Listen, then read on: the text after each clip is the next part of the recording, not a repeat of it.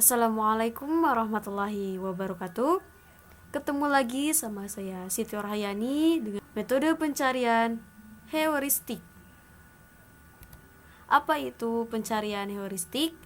Yaitu teknik yang digunakan untuk meningkatkan efisiensi dari suatu proses pencarian. Dalam pencarian state space, heuristik juga merupakan aturan untuk memilih cabang-cabang yang paling mungkin menyebabkan penyelesaian dari permasalahan yang dapat diterima.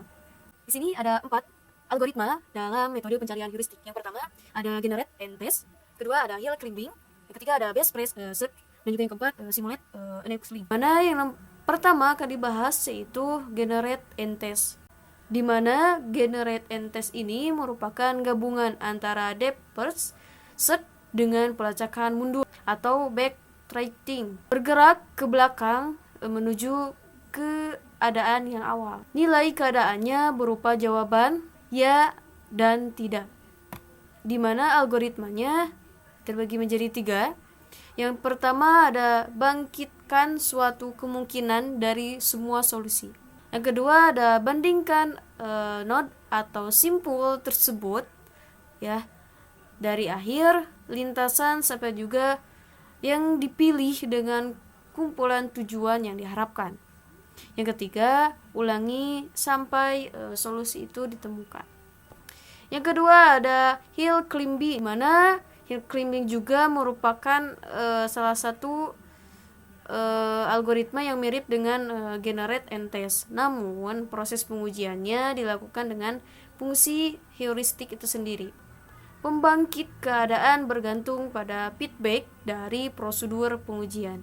Fungsi dari heuristik itu sendiri menunjukkan seberapa baik nilai perkiraan yang telah diambil terhadap keadaan yang dimungkinkan. Simple hill climbing dan Stephens akan hill climbing.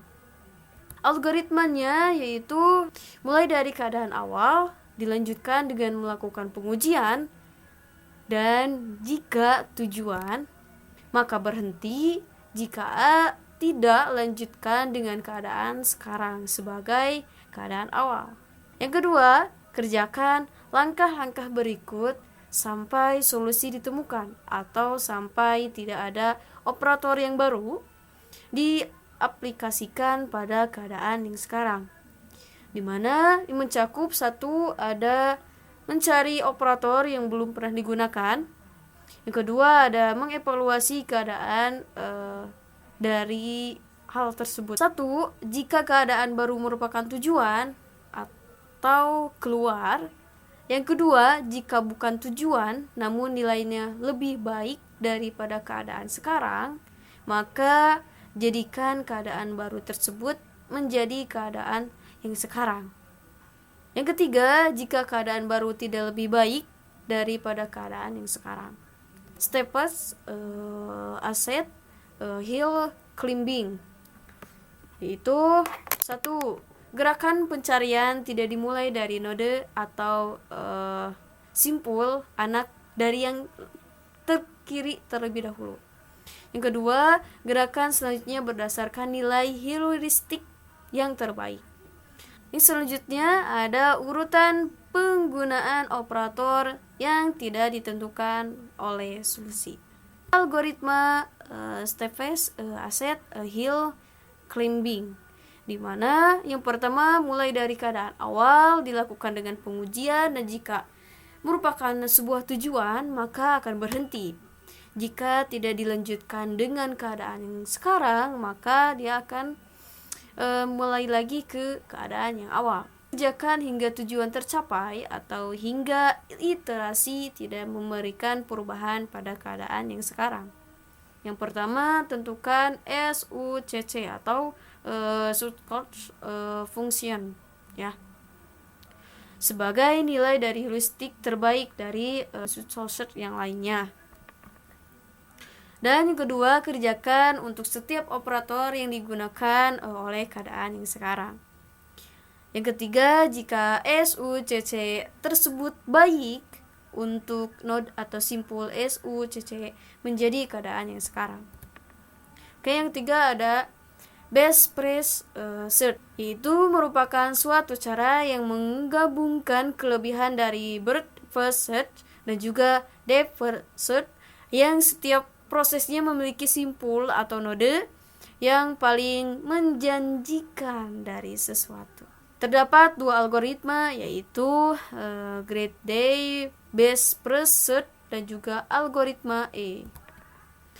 Yang pertama ada algoritma Greedy Best First Search.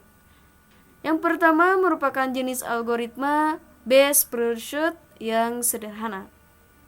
Yang kedua hanya menghitung biaya perkiraan saja dengan F dalam kurung N sama dengan H aksen atau H bayangan dikali dengan N. Yang ketiga, karena hanya memperhitungkan biaya perkiraan yang belum tentu kebenarannya, maka algoritma ini menjadi lebih optimal. Algoritma E.